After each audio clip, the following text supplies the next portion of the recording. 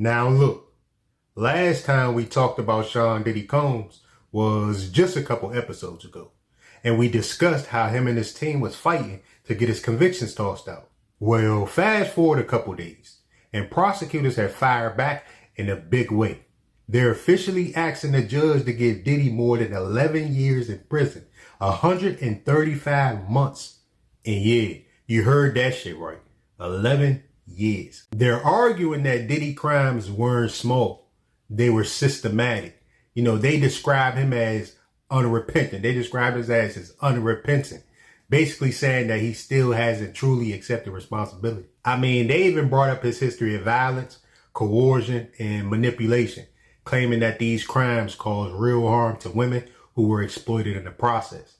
Now to new developments in the Sean Combs case ahead of his sentencing on Friday. So prosecutors are now urging a New York federal judge to send the former music mogul to prison for more than a decade. But we get the guy. Yes, we do. The guy is Aaron Katersky. ABC's Aaron Katersky joining us now.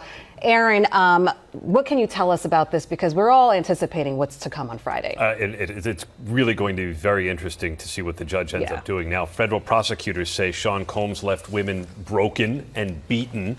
So even though he was acquitted of the most serious charges he faced, prosecutors say he still deserves at least 11 years in prison for his conviction on 2 counts of transportation for the purposes of prostitution. Only a significant term of imprisonment, prosecutors say, can effectively deter him and show future victims that their abusers will be held accountable no matter their wealth or fame. Now, 11 years is far harsher than what Combs believes he deserves. His attorneys cast him as a reformed domestic abuser. They're seeking time served. And the reports say the probation department recommended something like 5 to 7 years. You feel what I'm saying? That gives the judge a middle ground to work with.